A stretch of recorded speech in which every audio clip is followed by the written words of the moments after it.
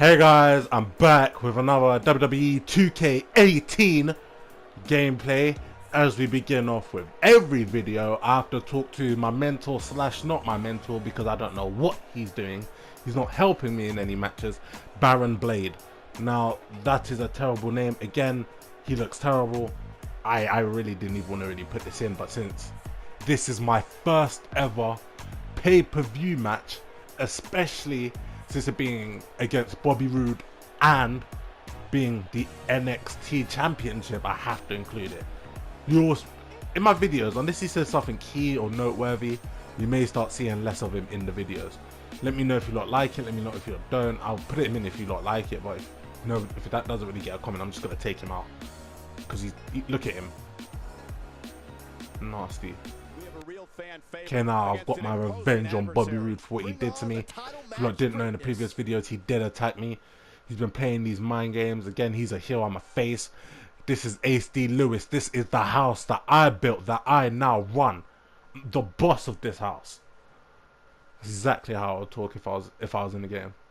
I wish they could do that, like have your microphone on and you can do the promos yourself, unless they give you one of these ones, because I think I'll do pretty well. But again, that's bare high tech. They won't do that for now. One fall. And is for the NXT Championship. Now, as you lot know, I'm just going to put my entrance in.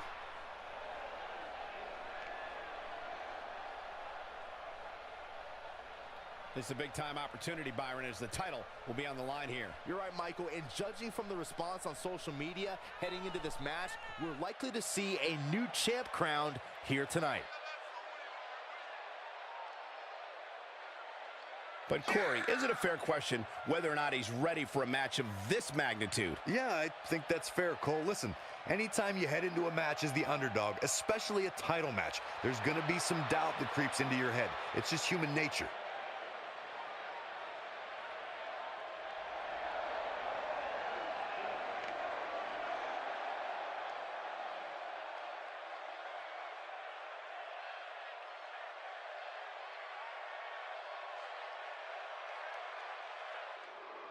Look at all that gold. Who's that guy? What's his name? Howard Cosell? If I can remember him correctly. He was in WWE. He was the commentator back in like the 80s, early 90s. I may be remembering his name wrong.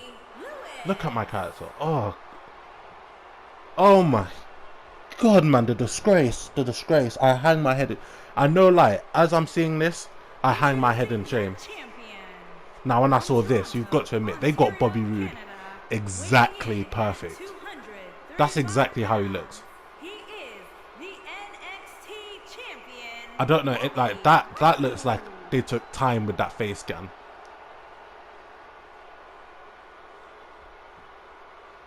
That actually looks good, not gonna lie. Stay tuned.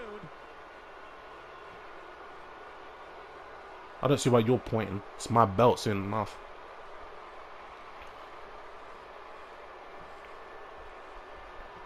Never turn your back on your opponent. That's a rookie mistake. Especially in WWE where they just attack you and the referee won't do flipping crap. Wait, why are the lights black? Okay. All right, we're ready to kick My this first one off. ever title match. I am a bit nervous, not gonna lie. Palms are sweaty. Palms are sweaty. But you know what? I know what I can do between these ropes. Yeah, let me there's something that I wanted to address. About what do you lot think of the average match on okay, I slipped there. He dodged it.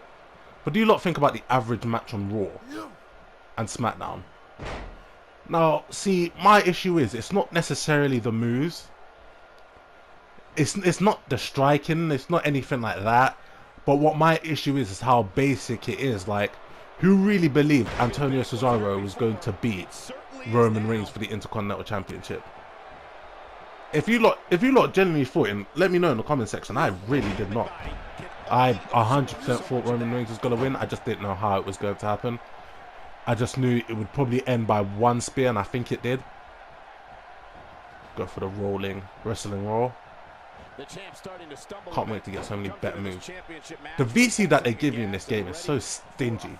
2K have been stingy with their VC this year, you know. Like they do this in NBA as well. They've been very stingy with how much VC they give you.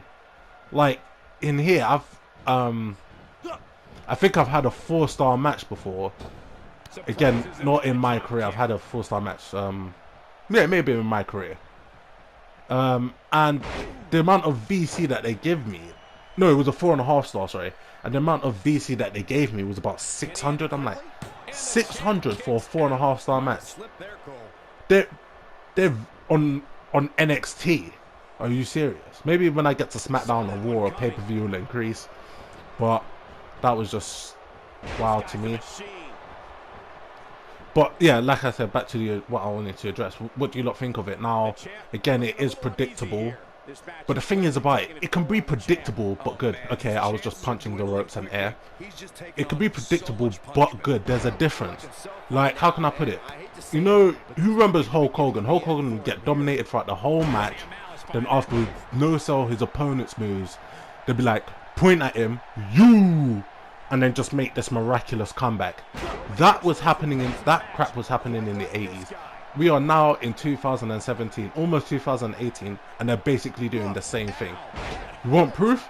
Look at Roman Reigns. You want proof? Look at John Cena. I mean, I get it, they're faces, but a face getting dominated throughout the whole match is not the definition of what makes a good wrestler to me. Like, fair enough, you can sell a move and do all of that, but you getting dominated, getting power slam, all these different moves, belly to back suplex, belly to belly suplex, like everything, they're throwing the book at you, everything, and then you just make 3 moves and you come back. That's not good. I'm sorry, it's not. I'd rather you not win. Like, what I want to see, if the face, if it's gonna be predictable and everything, I want to see the face actually make comebacks within, well, be more of a competitive match. That's what I'm trying to say. Like, there's no way 90% of the time the heel should do all the work, or the guy who we think's not gonna win, because it doesn't necessarily have to be a heel, but the guy who we think's not gonna beat the proper guy, then why not let him do, why not let it be more of a 50-50 match, so at least we can be on the edge of our seats. Big impact moves from both of them, both have good offense coming in, and see what happens. So it leaves us on the edge of our seats. We know, we think we know what's gonna happen, but we're never 100% sure. And again, I don't want to wait till a pay-per-view, and that's barely, to see if that actually happens. And that's another thing I want to talk about as well. Do you not think, since the WWE Network has been, I watched this thing from Work Culture, and they were saying that does the WWE Network hurt WWE as a whole? Now, me personally, just reading that title, I thought it did. I mean, I stopped watching wrestling. I'm not gonna lie, I stopped watching it for I think I stopped watching it through majority of 2017 and the whole of 2016 and some of 2015, because it got bland. It really did. Like, the average match from Raw and SmackDown got so dead. It's like I literally rather watch anything else. Like, I watched repeats of regular show rather than watch something that's live like WWE. Now that's saying something. The reason why I'm watching it now is, you know what, I don't even know. I just got back into it, I guess. I can't 100% tell you why. A lot of people were saying 2016 was a good year. Not denying that. I just wanted to watch it. And as I'm watching it now, yes, the matches are still bland, but at least they're trying to make the belts feel like something, I guess. Guess I'm gonna take all of this. That is a signature move. That's actually gonna be my signature move now, when I get the VC to do it. Still trying to get back to his feet here. But like I said, it's all about opinion. I can't really say if I'm right or if I'm wrong. No, I can't really say if you lot are right or if you're wrong. It's a matter of opinion. If you lot like it, then that's up to you. But when I watch it, I feel like I've been watching reruns. Like, sometimes, how can I put it? Last week they would have a 6-man tag. Then this week, the the manager or the commissioner or the CEO or the OAA or whatever, I don't even care no more, will come out and say there's another 6-man tag. Yeah, and it's just the same. It is boring. And it's not necessarily the in-ring work. I don't want to bring this up, but let's bring up the Christmas Day John Cena vs Elias, because that's I take issue with so much of that match. Elias doing all the moves, all the high impact moves. Then John Cena comes back, 2 shoulder tackles, a sit out bomb, a sit out power bomb or something like that.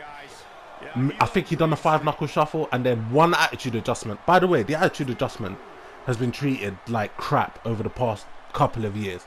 Even I've noticed. I've watched some highlights, some matches here and there that you can find on like YouTube and that.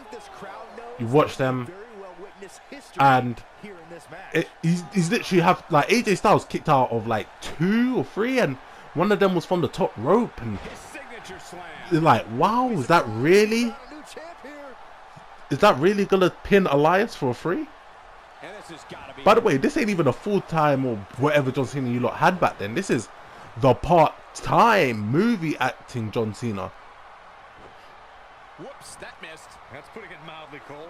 What do you I was also thinking about what to do with what do you lot think is gonna happen with like, I watched the match with Elias and John Cena, and there was this bit where he looked beastly. I may have been repeating myself, but he looked beastly. He looked really good in that. Elias can look really good when he needs to. What do you lot think about SmackDown? What do you think about Chad Gable? I've said this many times. I've even said this to one of my mates. When I first saw Chad Gable wrestle, you know what, honestly, he brought me back into wrestling. I'm not gonna lie. It wasn't John Cena, it wasn't Roman, it wasn't Samoa Joe, it wasn't any of that. It wasn't Cesaro, it was Chad Gable. Reason why, I saw a version of Kurt Angle, but potentially better. Now I know that's a stretch, but when you see Chad Gable, I see special. I like what they're doing with him. Put him in a tag team right now, because even though SmackDown's looking currently weak in terms of who's going to challenge for the World Heavyweight title, like, I'm not 100% sure. Kevin Owens and AJ Styles again. Don't know how many people want to see that. I would like to see Sami Zayn challenge for the World Heavyweight title, but don't think that's going to happen anytime soon. Great job escaping, trying to turn this thing around. Ill-advised move. Sweep your legs. He's bleeding like a stuffed pig. Remember how JR used to keep, not JR, the King, Jerry Lawler. Jerry Lawler, he used to say he's bleeding like a stuffed pig on every game. I remember I used to make so much fun of these referees. Like, you remember back in the day where the referees, if they weren't, they would circle all around the ring before they actually attempted the pin. It was hilarious. They still do it on this game. Like, if they're not next to the person, they won't attempt the pin. They have to run literally all around. It was sometimes hilarious.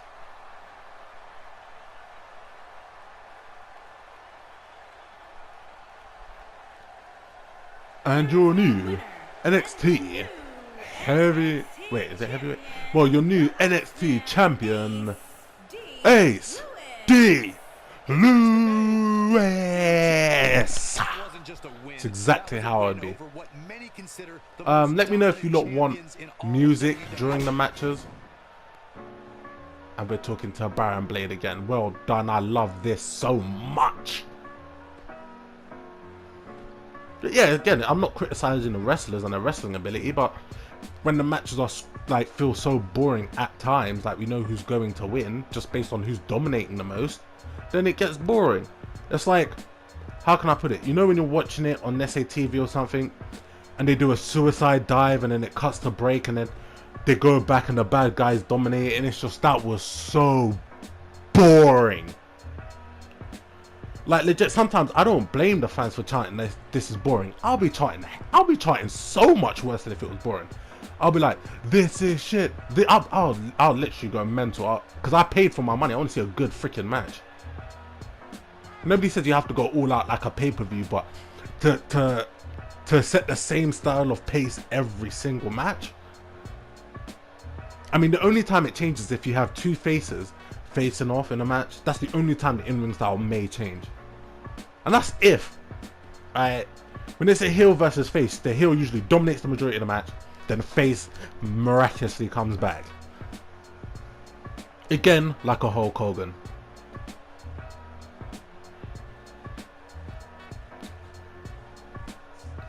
Let me know what you lot think. I think in my last video I did talk about Braun Strowman, or was it the video before? I did talk about Braun Strowman. Again, it's nothing against him. It's just the fact that, yeah, man, beating up guys who are on their way out is no real excellence to me. That doesn't really prove anything to me. I'm sorry. And the thing is, I feel like what WWE could do is build some of that, you know, that mid-card talent, build them up. I don't know what they're doing with Finn Balor, and you know what, to be fair, I honestly want him to go to 205 Live, because he would be the main guy and he would be relevant. Even though 205 Live isn't relevant, he can make it more relevant. I mean, beating Kurt Hawkins, who was on a 144 losing streak, and beating the Miz Taraj without the Miz, still coming out to the Miz's theme song. Again, they were funny at Christmas, but that was about it. And I think I was just in a Christmas mood. That doesn't really prove anything in my opinion. I feel like that's what they should do. Like, he put him on 205 Live. It's sad, but that's why I thought he was going when Hideo Itami came out. Everybody might have thought that Finn Balor was going. I mean, he weighs like a cruiserweight. Might as well put him there. Alright guys, thanks for watching this video. Let me know if you lot agree with me or disagree with me. Let me know in the comment section. Make sure you like and subscribe. Bye guys.